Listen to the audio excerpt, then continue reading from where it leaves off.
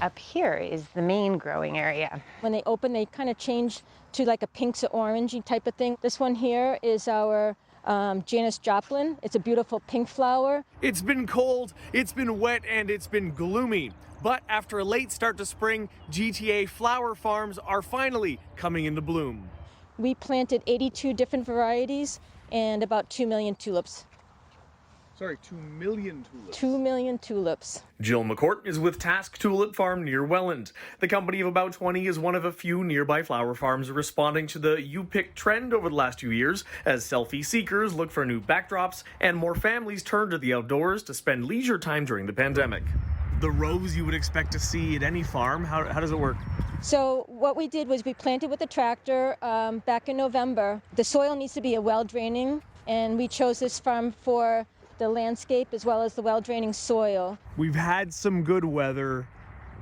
We've had some not so good weather. That's right. Like right now, my fingers are just like a little bit chilly. Does that impact the tulips? It must. Absolutely, absolutely. She says in a perfect world, flower farmers hope for early warm weather to get the tulips going, but then followed by a cool spell to keep them that way. Otherwise, they bloom too fast. Blossom out, and they won't be there any longer. How far is kind of each one from being bloomed?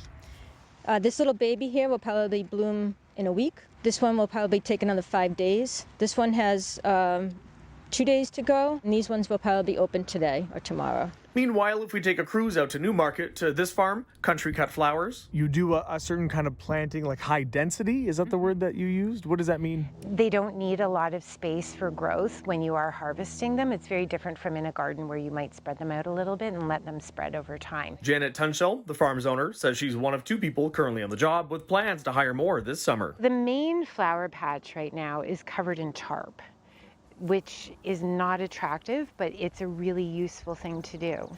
This is our barn, approximately 150 years old. I see the tarp. Yes. And so what does the tarp do? With the heat, the weeds try to grow, but they can't survive because they don't have the sunlight, and they die, and they compost into the soil. I think we all know what goes into maintaining our gardens at home, but like a flower farm, is it different? Is it the same? It's the same, just a heck of a lot more work. A lot of maintenance. It's definitely a different activity, right? It's an outdoors activity. It's, I don't know if the word is meditative. One thing to note, to avoid damaging flowers, most of our area flower farmers do limit the number of people in the field at one time and ask visitors to schedule their visit before arriving. For City News, I'm David Zura.